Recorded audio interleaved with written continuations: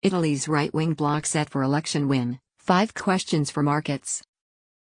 Italy's right-wing bloc looks set to win a majority in both houses of parliament in next Sunday's election, at a time when soaring energy prices and rising interest rates create growing challenges for the highly indebted state.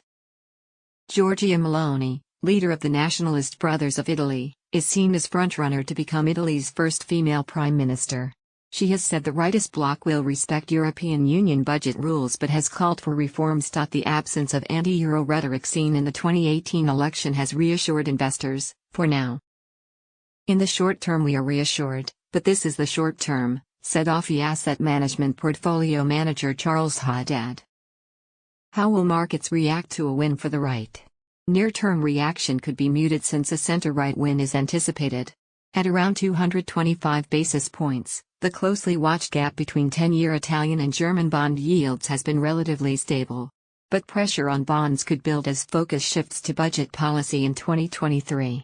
While Meloni has talked about abiding by EU budget rules, concern about a potential clash could grow if right-wing parties push for fewer taxes and higher pension spending. And if the right wins a two-thirds majority in both houses of parliament, the constitution could be changed without a referendum. That would cause some angst since the constitution protects issues related to Italy's EU membership. Any new government will have little room for rolling back reforms or pursuing unorthodox economic policies because of political and market constraints, Scope Ratings warned in a recent report. The Brothers of Italy sees room to amend Italy's EU-backed recovery fund program to account for the energy shock. To receive the next tranche of the funds in December, Rome needs to reach 55 new targets in the second half of 2022, which a party official has said should be adjusted. Brussels has said only a fine-tuning of the agreed recovery plan is possible. What does a new government mean for Italian debt? Italy is one of the world's most indebted states, with debt as a share of gross domestic product at 151%. The debt ratio, expected to fall this year, could rise if EU fund payments fall short, hurting economic growth.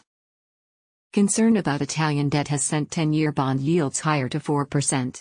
Moody's and S&P cut their outlook for Italy's rating after Mario Draghi quit as prime minister in July. I hope the first warnings we have already seen, from ratings agencies, are not a harbinger of something bad for the sovereign rating, as that would be real trouble for whoever leads the country, said Alessandro Tentori, CIO at AXA Investment Managers Italy. Could the European Central Bank activate its anti-fragmentation tool?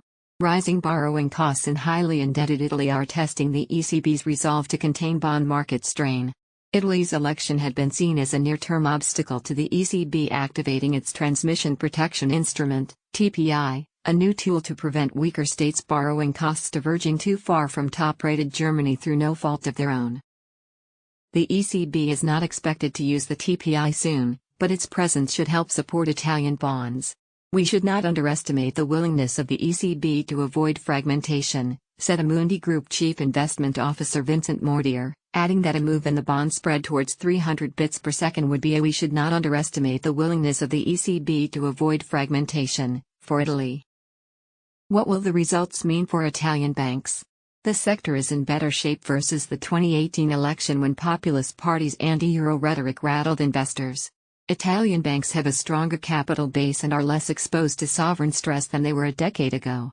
Cheap valuations, rising rates and Meloni's reassuring EU-friendly comments also mean Italian lenders look attractive. But the economic outlook will ultimately hold sway, and with recession risks growing, betting on banks is risky, analysts say.